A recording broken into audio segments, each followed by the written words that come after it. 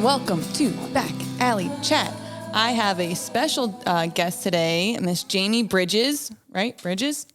And we met some years ago, prior to COVID, we were just talking about, we were both speakers for the Florida Supreme Court, I believe, or drug court or something like that. Yeah.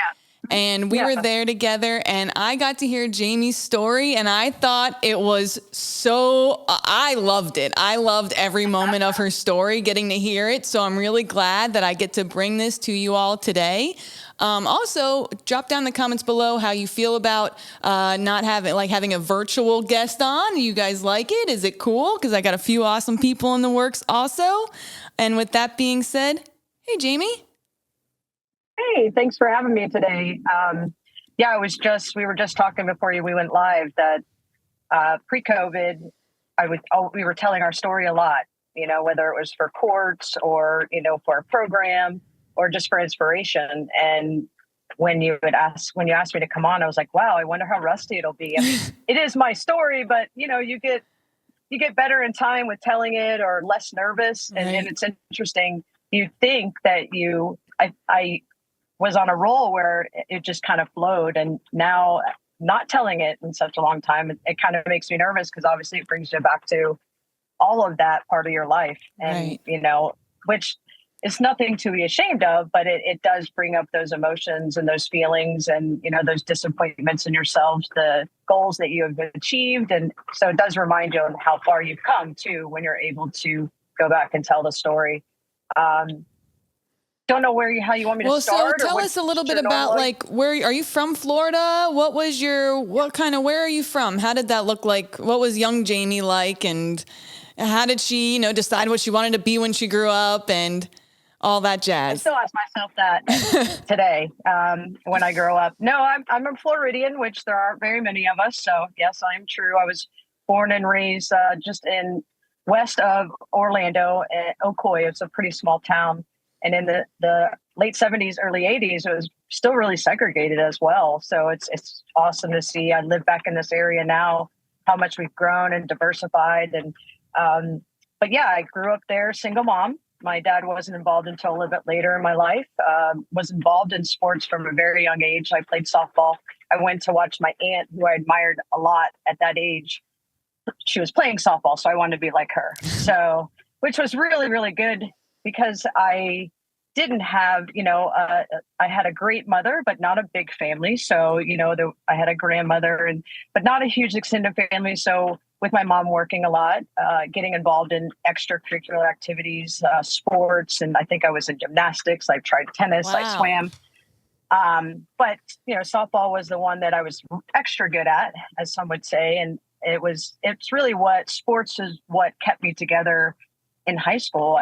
I'm still that kind of person. I thrive off danger. I thrive off, adrenaline. And I was always that way as a young kid, but I was able to channel that into athletics and pushing myself to be better. And I also knew that if I ever wanted to go to college, which nobody in my family had gone to college, that the only way that I would be able to really go would probably be with a scholarship. Because my mom was a single mom and she didn't make she did okay, but she's probably still paying off some of those credit cards. I think that she lived on them for a while, but so I was really focused in high school. I liked to party. I drank, smoked weed a couple times, but I really wasn't into hard drugs. I was afraid of them, I think, because I wanted to be focused and I somehow was smart too. So I did well in school, but again, I knew I had to succeed at that to get to where I wanted to go. I didn't know what I wanted to do after college. I just knew I wanted to play softball and college. And go to college. Be a ball player. Did you end up getting a scholarship to college? And if so, where did you end up attending? I did. I ended up going to not too far, true Floridian. I went to Florida Southern College. So it was a small Methodist school in Lakeland. So, and they were very top ranked team at the time because Division I teams, they were in a transition from slow pitch to fast pitch and we were playing fast pitch. So anyways, it was a good transition. Loved Florida Southern. It was a great school because it was small. So I was also afraid if I went to a big school, I might not stay focused. Right. Because again, I did like to go out and have a good time. And live on the edge. So having that smaller school and more accountability and this scholarship was much better for me personally. And my mom could come watch me play, only being an hour away. If I went to my mom, I think she's seen every game I've ever played, even till now. She tries anyways. But yeah, so it was really, I made a lot of good decisions at that time because I knew I had this innate ability and inherited gene that, my father was an alcoholic. So I knew that I needed to stay away from that stuff. And that's so mature for somebody your age to even know all that by college years and even your high school years, staying so focused on sports and stuff. That's really impressive that was even a thought for you. Yeah, I often look back, I'm like, how did I know that? Because some people ask, my partner now, she is struggled with addiction years ago. And she's like, how were you so responsible? How were you so on time? I'm like, I don't know. It just came natural. And I think that's why my story of addiction is so profound, because what we didn't know, because I was so aware, I, was hyper vigilant, and it ended up getting me in the end anyways, unfortunately. Wow. That's sometimes I always say that, how it came back and just kind of bit me when I wasn't looking. And that's what's hard about this disease too. We constantly have to be vigilant, checking ourselves often, because it will come and it'll sneak up on us, because that's how this disease works. So it did. Now I'm aware. I stay very aware. Plus I work in the field now. So, and I, work side by side with people that are struggling and, or in recovery. So yeah, I played ball. It was great. Made great friends. Again, didn't really do a lot of drugs because we got drug tested. We were, playing for sports, I didn't realize which was good, right? Yeah, that's great. That's not bad. Being an athlete, yeah, no, it was great. So, and then, when I was in college, I majored in criminology and sociology. I really didn't know what I wanted to do. Yeah, I didn't know what I wanted to do. I just knew I was there to play ball and I needed to make good grades. So, and then halfway through college, I was like, well, I don't want to go sit behind a desk. So one of my professors is actually the sheriff of Polk County now. Oh, wow. He was like, you should be a police. Yeah, he's like, Colonel Judd. He's now the sheriff. Oh, wow. Judd. But he was like, you should be a cop. You'd be good at it. And I'm like, yeah, that sounds fun. So that does sound fun. I say it all the time. I go, I wish I was a cop, because they're having a great time. Like, I do homeless outreach and I feel like I'm the homeless police right now. That's kind of how they utilize us sometimes. And so I always tell the cops, I go, you want to do my job? It's just like your job, except I have no badge, no gun, and no backup. And, interestingly enough, I thought, I just get to run around and chase, I didn't realize that homeless, like I would have to, one of the hardest things I had to do in law enforcement was arrest a homeless person for a city ordinance violation. Like I remember being ordered to do that. And I'm like, that's terrible. I don't want to do that. Right. But when I was looking to become a cop, all I saw was chasing people, kicking in doors and, putting bad guys in jail, which I did. I was able to do a lot of that, and working in specialized units, and worked in the drug unit for many years. I was undercover, as I think we talked about. And tell us more about that. What was that like? Like, what's it like to be undercover? You wear like regular clothes. How does that go? Yeah. It depends on, it depends on what your target is. Obviously, you dress the part. There were times that my partner and I would ride around with a surfboard on top of the car and drive around the hood and just buy weed, if we had complaints. Because we worked off complaints, right? Like if somebody's saying they're doing this on this corner or somebody's doing that.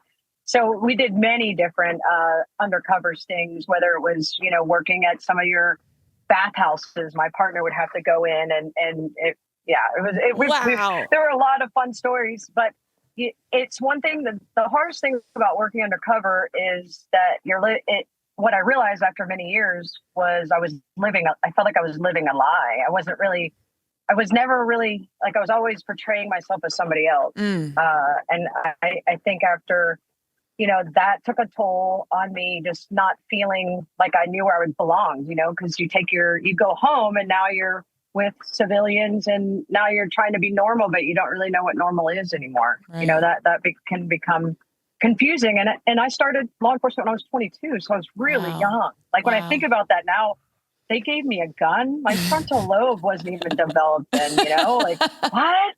When I think about being able to take away somebody's civil rights, there's some big decisions that people are making at such a young age. And looking back now, I'm like, that was insane. Yeah. But I was really, really good at my job. I loved it. I loved, and I hate this faux pas thing of I wanted to help people. I wanted to put bad guys in jail to make the streets safer. I wanted to get drugs off and guns off the street. That was what I enjoyed doing. And then in those units, we did a lot of physical takedowns or a lot of search warrants, a lot of physical work. And I started getting injured a bunch. And at that time, when you're looking at, early 2000s, we didn't know a lot. Or we didn't know we didn't know. There was no education out there at that time. None. Yeah. And especially me, dumb cop, and even in the drug unit, we started to see some, I don't think blues really we didn't see a lot of those yet. We started to see some Percocets being, more prevalent. But I remember my first surgery, they gave me a ton of pills, and they ended up having to go and I think I was on them for 5 months. Wow. Under the care of a doctor, but I had to have one surgery and then something didn't work. So I couldn't go back to work. I was on light duty and stayed on the medication and then had to go have the other surgery for this, for the knee injury. So, and then back then, if your ACL was torn, it was almost 8 months of rehab to get back to full duty. Cause they used to cut your, they didn't do arthroscopic then. So it was, to go back to full duty, it was about 7 to 9 months, depending. So that whole time I'm on, hydrocodone, some Percocet, finally got through that surgery, I don't know if I was taking it more than I should have, probably, but nothing too crazy to really get worried about. And then I went back to work and then I got injured again. And what did they do? Back on pain pills. And all I wanted to do was work. I didn't want to stay home from work. So, you take a pill or, if you work all day, take one when you get home and sleep and go back and do it again. Mm-hmm. So it was about a year and a half where I was constantly taking pills and I didn't even, it didn't register, it's prescribed, right? They're telling me take every 2 every 4 to 6 hours for pain. Well, and it's crazy. Now you can't even get 3 days worth of these medications. Well, and that's the scary part, with what I do now at the hospital. There are a lot of people that do need medication and are having a hard time getting it. So we definitely hopefully the system will find its balance. Right now we're still really far right, but I do think that people are starting to hear that, yes, there are, scenarios because I've seen where I've had elderly population, they can't get their pain meds and they go to the street. And, then they come in and overdose, because now everything's fentanyl, right? Wow. They think they're getting a Percocet, but it's fentanyl. So hopefully that'll get back to where it needs to be. But back in the early 2000s, we had no idea. So before I knew it, I had to have went back to work, had to have so there's about 3 or 4 injuries and surgeries in between like a 2 or 3 year period. And before I knew it, I, was definitely, but I could call the doctor and say, hey, can I have more? And they would just prescribe more, and then eventually the doctor one day was like, no, you can't have any more. And I'm like, what? So I went to work and, I thought I had the flu. Well, it wasn't the flu. Oh, wow. It was, I was in withdrawals and I had no idea. I'm like, It took me about 2 days. And then I think my other doctor had prescribed me some hydrocodone. Like when I got home, finally, after a day and a half not feeling good, I took one and then I felt better. I'm like, oh my gosh. But I was so embarrassed that I didn't know how to, I was like, it still didn't register that I was dependent, because at this point I'm just dependent, right? I'm not really, I'm not really doing anything illegal. I'm not faking injuries. At that point, I wasn't doctor shopping. But yeah, then I eventually found another doctor that would, write me whatever I wanted. And lo and behold, that doctor ended up being, arrested and one of the ones that were, pill mill. But at that time, after about 2 years of seeing that doctor, I knew that I was an addict, but I didn't know how to tell anybody. Right. You know, I knew that I didn't need to be taking these pills. Like my partner at the time, I didn't tell her I was going to the pain management doctor. I'm 27 years old. What do I need a pain management doctor for? Right. So the hiding starts to come into play. Yeah. Right. And that's when I knew, right. That's when I knew that, you know, I think you know, and this was back when I think I'm addicted to this stuff. And now there were certain things that I would tell myself because I was a cop, and I would never, as long as I never steal evidence, right? Never, as long as I never steal from, you know, somebody's house or a civilian or steal any evidence. And as long as I don't obtain them, you know, like as long as I don't go break into somebody's house and take them, then I don't have a problem, right? Right. You're not hurting anybody else. Right. Well, and those were my ethical boundaries, right? That for my disease, it was telling me, well, as long as that's in control, then I'm fine, right? Like I still have some control, so I don't have an issue. And then my partner found out and confronted me, made me, that about Suboxone was starting to come around at the time. It was very, very new. She's like, if you don't go to this place and get on this, you know, go to this outpatient, you know, I'm going to tell the department on you. Because she didn't want to tell, you know, she didn't want to ruin my career. Right. But she also knew that I was struggling and and knew that if I didn't have this medication, bad things were going to, like, I was going down a very bad road. I was working all the time, and basically working, sleeping and working and sleeping. And, you know, it was just that vicious cycle. She's kind of saw the change in who I was, my personality. You know, and I was able to hide it from a lot of people, but she knew me, you know, she's with you all the time. Knew. Right. Yeah. So I went and got on Suboxone, and it was great. But I also, the struggle that I had was as a cop, I couldn't tell, I didn't feel comfortable telling a therapist because, you know, I was taking medication, but it wasn't working a program. So I was taking the medication outpatient, but I was too afraid to go to AA or NA meetings because, you know, it's in my community. I'm a cop. Like I can't admit this weakness. And then as a you know, I didn't trust any of the therapists that I tried because I was just always afraid. What if they tell somebody? They don't understand what, you know, looking back, it was my addiction, right? Making excuses to not truly recover. So as you know, after I took that for about a year, things were going pretty well. As I mentioned, my dad was not in my life until I was like 12 or 13, but he did come back into my life. And after a year on Suboxone, my dad passed away, and suddenly, and we had tried to have a relationship over the years. So it was my excuse I went back to the doctor and got some more pills. And, you know, and didn't tell my partner, you know, now I'm manipulating. Now I have Suboxone, and this is about when E-Force came out. So you can see Suboxone but I didn't really realize this because I had gone back to the street. I'd gotten out of the drug unit because I knew that I couldn't be addicted to opioids and try to be a drug cop at the same time. Like that to me felt even worse than what I was doing. Right. Wow. I just felt like I was lying, a hypocrite, you know, because now you're starting to see oxy everywhere. You know, 30s are every car you pull over there, you know, and I also didn't want to be tempted to take evidence. I didn't, you know, I was trying to. So I had gone back to the street and just doing a midnight patrol, and it was simpler, and I thought it would be better for my recovery. And it was. And then my dad passed away, went back to, that was my excuse. I'm all upset, you know.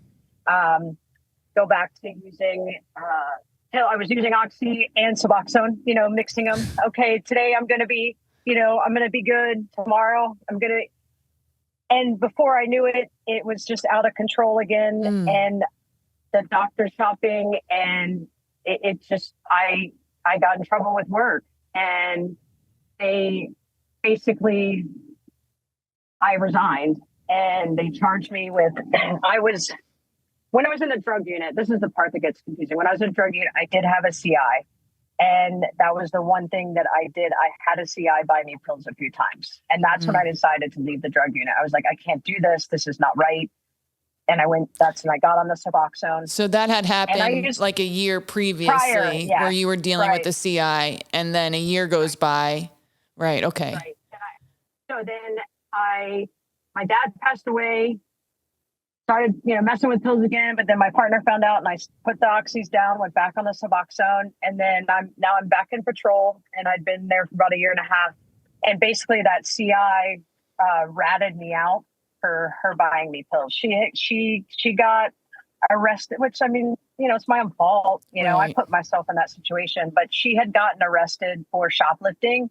And she's like, hey, I know this cop that I bought pills for, So shoplifting, a year later, you never think like, I bet that was very surprising when out of nowhere you get a call about this, or how did that go down? So she called me on the phone, right? I'm getting out of lineup. She called my phone. She had my number. I didn't know who it was because, it wasn't the same number. But I answered. She's like, hey, this is Leah.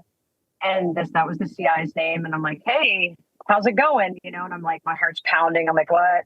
And she's like, well, remember that time that, I really need some money. Can I go get you some pills again? And in my mind, I'm thinking, if I don't let her do this, then she's going to turn me in. Right. So I was like, sure, I guess. I don't know. So I met her. I went to ATM, got 20. I was like, I only need, $20 worth. Like, I really didn't want anything, So I pulled $40 out, gave her 20. She went and got them, brought them to me. I actually called out. I was working, right? So I actually called out on the radio with found drugs, and I pulled a case number and pulled an evidence number. And I was, because if we find drugs and we don't want to charge somebody with it, we can just pull a number for found drugs and they can be destroyed. So I wouldn't take these pills. I actually, as soon as she left, I, called, out with whatever found drugs. I need a case number and an evidence number to be destroyed. And so I got all that, filled it all out, taped it up, was on my way back to the substation. And I walked in with the evidence, put it in. I didn't take either pill. And right then I got arrested. Oh, so my God. She was setting me up. I knew something was off, and I knew I shouldn't have done it. But I felt like if I didn't, then she's going to tell on me. If I don't give her, I felt like I was being blackmailed. So, and interestingly enough, I did turn in the drugs that I bought. And they made me take a drug test. I didn't have, they didn't test for Suboxone back then. So they didn't have anything on those drug tests then. So I tested negative. So I was actually, I don't want to say I was not using, but do I think I was working a really great program? No. I mean, do I think I would have eventually, gone back to using again? Yeah. I was just taking the medication and still not really working a solid program. So got arrested. It was interesting because I told him everything. I'm like, hey, here's because I wasn't really hiding anything of that. And there was this huge kind of relief, I was like, yes. Not that I was just, I didn't have to lie anymore. Right. I finally, I told him in the interview, I was like, I'm an addict, and I've been, fighting this for several years now. And so it was really, really, it was humbling being arrested by FBI. Like, in uniform. That's your people, and it's like, wow. And then having to did you have to go to jail and do all of that? Well, yeah, you do. I mean, fortunately, some of the people that were in the unit that arrested me, they knew me very well, and they were very protective of me. A lot of them were really this is kind of, because at the end of the day, this was something that really happened a year and a half ago. They set me, I wasn't calling her. A lot of people have a lot of opinions about how they did that.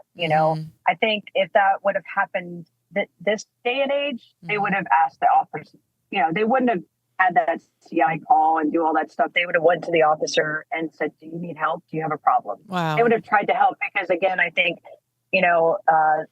substance use disorder people are respecting it more and recognizing that it can happen to anybody. Mm-hmm. And whether you're a police officer, firefighter, whether, you're in office, it doesn't matter.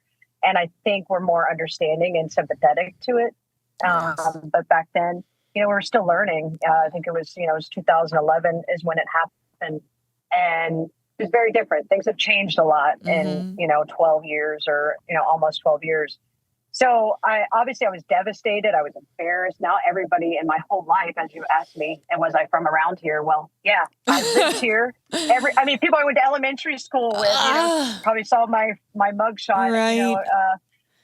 On the news. So it was really humbling. And one thing that it really made me do was actually start working a real recovery program, because I didn't have anything to hide anymore. That I had actually found a really good therapist about 6 months prior to all that happening.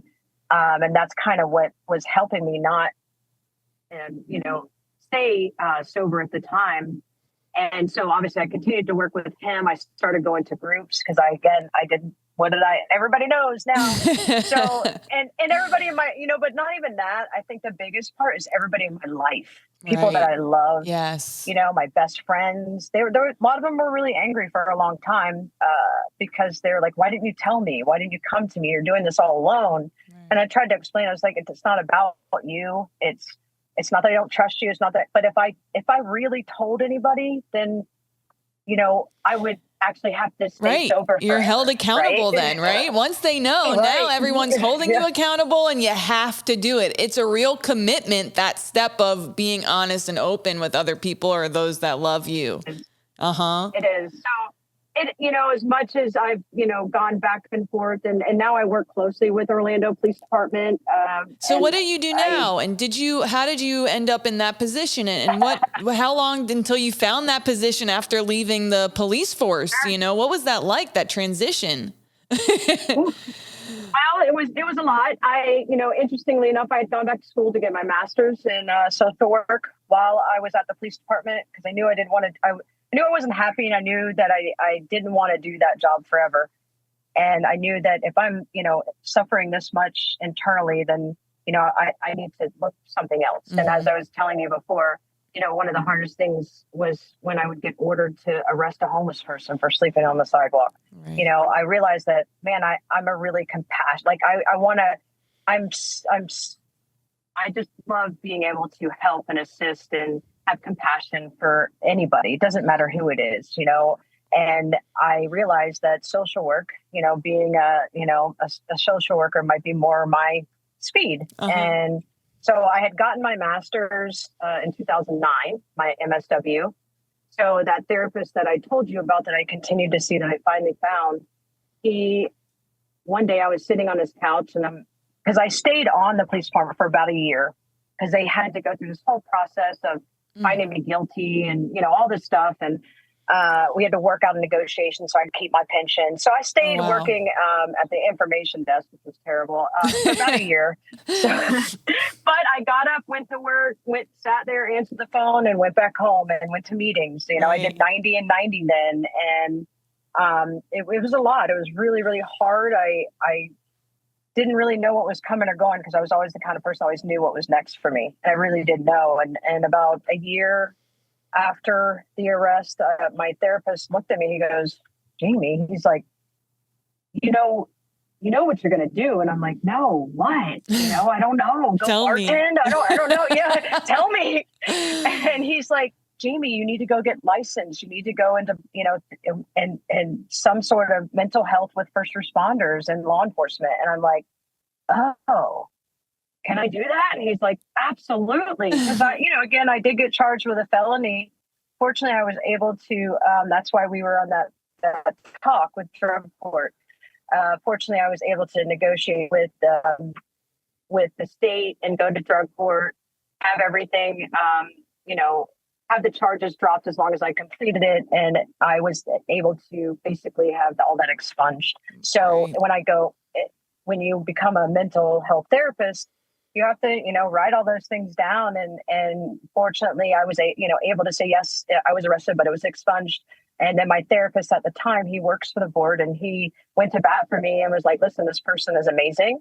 And, the opportunity, she's, been now, I think at the time it was about a year and a half by the time I had gone to, submit my licensure, and she's working a program. So I was able to get my internship license for And the just LCSW. wondering, how forgiving are they nowadays if like with the background stuff? Because I always think about that. I don't know what would happen. You get that far and then they're like, no, but maybe if you have a long time of recovery and enough people that are got your back, how does that? Sure. I think, again, as we were talking about, I think people are becoming more and more understanding with substance use and mental health, and that, we have to provide a platform for people to succeed and not keep them, suppressed. And we know what it's like if you're banging on walls and you can't get anywhere, people quickly go back to using. So right. I do think that the system is becoming more and more open to giving people opportunities and recognizing that the person they were 10 years ago is not the person they are today. Hopefully they're much better and more, their frontal lobe is stronger. But yeah, there are programs for certain licensures where even I could still get licensed if they would have been concerned, and then they would have monitored me. So, they do like to give, opportunities for people that have made mistakes in the past. I know they're trying to change legislation and manipulate legislation now for peer specialists. I was just going to say, peers are so helpful, and we're peers, and peers have backgrounds a lot of the time. So they're going to have to figure that out. And I think that they're still trying to find that balance for that. I think some of the, regulations are still a little bit too stringent. I have a peer specialist that would be amazing, but he had a, robbery charge 8 years ago. And and it wasn't even a gun. It was, I think he had a shoe or something, but you know what I mean? It wasn't, I'm serious, but so that is, that's preventing him. But I do think that we'll see that, change. And I think the more and more people like your podcast and, people advocate and acknowledge that it's not, substance use and mental health, it happens to everybody, right. And whether it is somebody that whether it's you personally that's suffering. And so getting back to that part, I got licensed. My law enforcement officer that I worked with, she opened up a private practice for a mental health therapist. She had gone back to school, and she asked me to come, and she would let me start seeing clients, and I would do my internship hours under her. So I worked with her, and we had 2 other ex-cops that actually worked in that office. Wow. We had that office up until about 10 years ago, last year.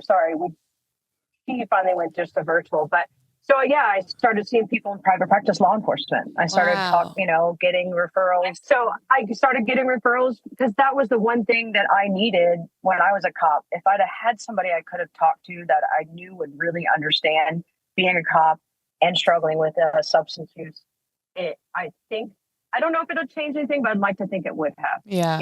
If I would have had somewhere to go, somebody to really talk about what was going on, because I had to keep everything so close to the vest because, as a police officer, any type of position like that, you feel like you can't be weak. And right. if I have to succumb to admit that I am dependent on this and my life has become unmanageable, then that must mean that I'm not strong. Mm-hmm. So I think if I would have had that platform, maybe things would have been different for me, but I also know that I wouldn't be where I am today. So yeah, I started in private practice part-time, and I owned a small theater. Life was crazy. And then theater? I got the opportunity. Yeah. My ex-partner at the time, she is an artist. And so she'd always wanted to open a theater. So when I left law enforcement, I had a little money and we opened a theater, and it operated for 10 years. It was great. We did a lot of community work. And I didn't know anything about owning a business or a theater. So I learned a lot during that time. But, I was plugging away at my licensure hours and seeing clients and first responders. I was getting more and more reputable in our community. And then I got an opportunity I saw something in the paper, not even paper, did I say paper? Is there still a paper? I saw somehow somebody said, hey, there's this really cool position at Orlando Health. It's been the opioid outreach coordinator or something. And I'm like, what? And you have to be an LCSW. I'm like, that sounds really cool. Because again, one of my passions is law enforcement, obviously, because I did that job. And I understand that you need to have a platform to be open and honest about your mental health as a law enforcement officer. Mm-hmm. But my other passion was opiates, right? Because it was the one thing that I didn't know I needed to be careful of. Uh-huh. And as we talked about wrapping around the beginning, I was always so vigilant when it came to substance and alcohol. And I knew that it was hereditary, and I knew that. Mm-hmm. So I think that's what I mean by it was one thing I wasn't looking for. So I knew that opioids were a passion. And I also knew that I could go into a hospital system because I didn't realize this at the time. I never worked in healthcare. I need help or, go in for one thing and you ask for resources, they hand you a paper and you're discharged, unfortunately. Mm-hmm. Or if patients were coming in with, infections and I was just going to say that. But I have to tell a story. We would treat the infections, but we wouldn't. Right. I want to hear it. Go ahead. Because, basically, and this is why I believe that there needs to be advocates in all the hospitals. In my last relationship, we had a situation, and this happened more than once, and it's happened to a lot of people that I know, where you go to the hospital with an issue, and because it's an issue related to a substance use disorder, you're treated like crap, and you're not taken seriously, and it's taken that you're like med seeking, basically. And so we went in one time, he had this unbelievable pain in his back, and of course they hear pain, back, they look at him, they go, yeah, anyway, go home. So the next day he can't even walk. So I said, listen, we got to get dressed. We got to put jeans on. Like we got to look presentable and go back, which is crazy, right? Like that's so insane that I have to get dressed better than for work to go to the hospital. So you guys treat me like a person. And, we go in and then they do immediate surgery on him because he had something growing on the inside of his spine, right? So it's like very common. Wow. Yep. And that has happened, to a lot of people. And so it's really important that people like you are able to be in these hospitals to advocate for them because it's truly unbelievable how they treat those in or not even in recovery sometimes in the hospital system. Yeah. And I had no idea that was happening, Kim, because my substance use was very hidden. It was very different than what some other people's experience, whether it was living on the street or, mine was very different. And I don't want to minimize mine, but I didn't understand what was really going on to people, that were suffering from opioid use. And when I went into the hospital, and I don't blame the hospital, I just don't think they knew any differently. Right. They're not educated on it. Yeah, it's just not education. And so that was the cool part about this position was that your job is to go into this hospital system and see what we can do better and how we can better serve this, the opioid epidemic. And we have to do something about it, And so I went into Orlando Health. Handing somebody a resource packet is great, but half the time those numbers on the resource packet, they don't even work anymore, And it's not that they're not doing their job. That's what we're told. Here's a resource. Now we're bridging, the bridge programs within hospitals. That's what's really important. Bridging people to care that want that care, or providing, a contact for somebody when they're ready for that care. Making sure that we're treating somebody's opioid use disorder and their medical issue. If they have an infection, we're the things that we're doing from 5 years ago. We're inducting in our hospital. Methadone and buprenorphine. Wow. We induct from the emergency room. I mean, we have grown so much, and fortunately, at Orlando Health, I've been lucky to have an amazing pharmacist that I work with, and when I came on, and she was working. So a lot of our patients go to the medical teaching team because they don't have insurance, and so these are residents that are, they were a teaching hospital. So this pharmacist worked for that team. And so she jumped right in and was so passionate and started teaching herself about buprenorphine and inductions and methadones. And she started writing algorithms for our hospital system on how to start and sending it out wide, to all of our other sister hospitals. So she's really been a huge, huge piece of this because it is medical. I mean, this opioid use disorder is there's a huge medical piece. We know that when somebody withdraws from alcohol, it's medical because there's dangers of seizures. Mm-hmm. And with opioid withdrawal, they say that, you can't die, but you feel like you're going to die. Right. And the reality is that if we don't treat those withdrawals, that people are going to, if they have infection, like your friend, if you don't stay for that treatment because you're in withdrawal, you're just going to be back and right. Or lose your limb or whatever it is. Yeah. And I say that all the time. Why are we not treating people? Because most hospitals don't do what Orlando Health does, right? And I look at Philadelphia with the xylazine, and these kids cannot get into rehab anywhere, and they have awful wounds all over their bodies. Yeah. And I'm like, why can't they go to the hospital and be given subs or something or anything? Why can't there be a protocol if they're in the hospital to make sure that their withdrawals are at bay so they can get healed and get better? And that's, and again, I love that you're so passionate about it. It makes me sad that there are still hospitals that aren't doing it. I mean, I know even with our own health system, they don't have a navigator there yet. We're working on it. But so I help at least they have the systems in place. Now they need the person to manipulate it. But, I do think that you're right. Every hospital should have, because again, the education, the lingo. Chris and I were asked to put nursing education, and 5 years earlier, they needed this education done for substance use, and it was called aberrant behaviors. That was the title of this. And we're like, what? So we're like, but that's where, I mean, again, a lot of it's education and not knowing and not being aware. And the one thing that the opioid, epidemic has done is make people aware. Unfortunately, a lot of people have had to lose their lives over this and for legislation and things to happen. But the one thing that has happened is people are listening. People are recognizing that we have to do something as a society, working together with your hospitals, your public health, your law enforcement, peer specialists. We all have to work together if we want to try to get a handle on this. And then as soon as we think we do, then things like that are happening in Philadelphia. And the problem with that is the medical staff, they just don't know enough about it, how to treat it. And I was at a conference in April, and they did have some presentations on, things that, hospitals should do if they're seeing this and the skinning, the grossness and all that. But it's, again, we're learning as we go. Fentanyl keeps changing, the inductions, trying to induct people. It's very challenging now. Back when it was heroin, 8 to 12 hours, you induct somebody and they're good to go. Now with fentanyl, sometimes some people are, 5 days, but they're miserable. So we're trying to figure out what are some other options. Do we start them on methadone, a low dose of methadone, and then transition them to the Suboxone so they're not so miserable for 5 days? So, I will say in the healthcare system, we're trying to get a handle on it. It's just we're